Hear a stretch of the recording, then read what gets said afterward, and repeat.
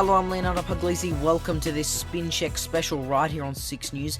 As the federal election looms closer, the impact independent and minor party candidates may just have is becoming clearer. One group that backs a number of independents is Climate 200. Currently, they back 4 MPs, Andrew Wilkie, Helen Haynes, Zali Steggall, and the Centre Alliance's Rebecca Sharkey. They're also backing a number of significant independent candidates this election, including Monique running in Kooyong, Zoe Daniel running in Goldstein, and Allegra running in Wentworth. The colour teal is used by many of these candidates, as well as MP Zali Steggall, which has led to them being labelled the Teal Independents. However, some have also labelled them the Climate 200 Independents and even fake independents. They're not independents. They're anti-liberal groupies. Fake independents have profited by selling signs to households to display, knowing they need a planning permit. So much for integrity. Questions about whether they are independents if they all share something in common, and not just like they share those key issues. They obviously have messaging support. You notice if you read articles where they quote a bunch of these candidates, they'll use pretty much like exactly the same lines. It kind of starts to sound like a party. The majority of these candidates are women running in Liberal-held seats, many of which regarded as safe seats previously. It's looking like they will be an independent versus Liberal contest. But with the backing of Climate 200, allegations of being a fake independent haven't escaped them, with many Liberal MPs slamming them. However, Scott Morrison has refused to rule out doing a deal with them. Prime Minister's not ruling out doing a deal with the Teal independents if push comes to shove after the election. You don't know who they're going to support, who they're not going to support. You don't know what their policies are. They're not costed.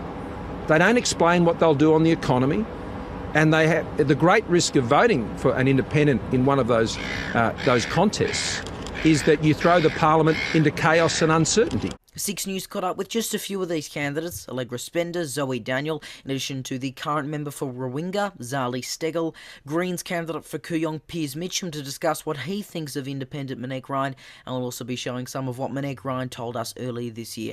First, let's start with Allegra, who's in the seat of Wentworth. I'm running because I felt so frustrated that the values of the community that I'm part of are not being represented in Canberra. You know, Wentworth is one of the most socially progressive, most inclusive communities around. It is very environmentally focused. It's also very business focused. And these are values that are just not being represented in Canberra. And so that's why I stood. Wentworth is no stranger to an independent. In 2018, at the by-election, Karen Phelps won the seat before it was taken by Liberal Dave Sharma at the 2019 federal election. As an independent, you can actually help shape the debate because you're not confined to those party constraints. And so that's what I would be doing with my independence, is because I'm doing this because I want better government. Dave Sharma, the current member, has certainly come under fire for some of his campaign signage so far. Even before the election was announced, we know some of the leaflets and branding, it's used the teal colour that has become associated with independents like yourself. And then we've had one leaflet that didn't even have the word Liberal in it. What do you make of that? Look, I find it very strange, and I have to say it doesn't feel like he's being honest with the electorate about who he's actually standing for. He's standing, he's a Liberal. He's got to make sure that he's comfortable that he's voting with the Liberal Party on issues that the electorate really expects him to follow his words rather than follow the party lines. And while many of these candidates have faced allegations that they're just a front for Labor and the Greens, Allegra herself has faced allegations that she's a right-winger pretending to be progressive. Some of these comments coming from a statement she gave in support of Israel, Spender defending what she said exclusively on 6 News. Would you describe yourself as a progressive? Because you did say, just earlier in this interview that Wentworth is a socially progressive seat, but you've also said things like, you oppose the BDS movement, you strongly support Israel. That's not something many would associate with a progressive, if that is what you would label yourself as. Yeah, I would see myself as very socially progressive, and I'm a very inclusive person. That's and certainly those are the values. That's certainly the values of me, and that is values of my campaign. And I don't see there's any contradiction in terms of my opposition of the BDS movement, nor of support of Israel, because this is about social progression and inclusion, and those are the values that I stand for. Absolutely.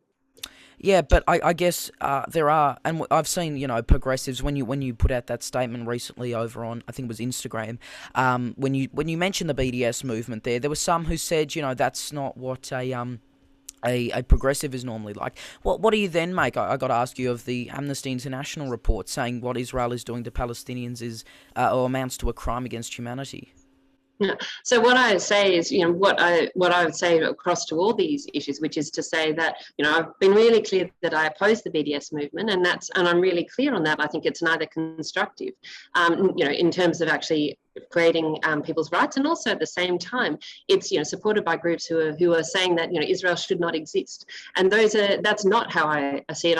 I think that's a fundamental issue. I support the government's view, the Australian government's view that we should have the goal is to have a two-state solution in the Middle East, and that would be the best outcome, for both Israelis and also for Palestinian people. And that's absolutely what I support, and I feel very strongly about that, and that's what I will absolutely advocate for. Zoe Daniel is another significant candidate running in Liberal MP Tim Wilson's current seat of Goldstein in Melbourne. She's a former ABC foreign correspondent. The electorate needs something different and wants something different. I was asked by the Voices of Goldstein, which is a grassroots community organisation, if I would stand up as an independent. Initially, I was a little bit reticent because I've been around politics as a journalist for a long time, and I know how toxic it can be, especially for women. But I also know that there are a lot of really important issues that need to be addressed, both for the electorate and for the country. And my kids have been very supportive of me stepping into this. They're particularly concerned about lack of action on climate change. So they've been very encouraging, wanting someone to take some faster and more effective action. So after thinking about it for quite some time, I agreed to step forward. Daniel recently held a campaign rally where she received a significantly large crowd, fairly large for any independent. Thank you for finding your voices and for helping me to find mine. Because make no mistake, we are on the brink of great and optimistic change. But she also responded to claims that if she was elected to Parliament, she'd vote like a moderate Liberal who's strong on climate. There are people who think that I might vote just like a moderate Liberal, and there are people who think that I might just vote with the Labor Party. So that kind of says that I sit in the middle. I'm a lifelong swinging voter. I have never been a member of either political party. As you said, I voted for the Liberal Party in 2016, and that was a proxy vote for Malcolm Turnbull, who had some strong policies on climate that I felt would make a difference.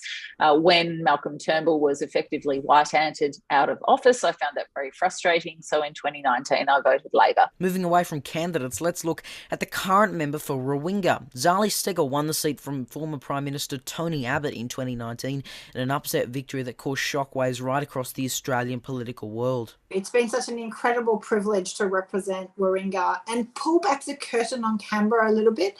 I think it's really important for people to understand better what happens in Canberra in Parliament and the opportunities to participate. Steggall spoke to 6 News' very own political reporter Roma McKinnon about her candidacy this year and whether she can win a second term in office until 2025.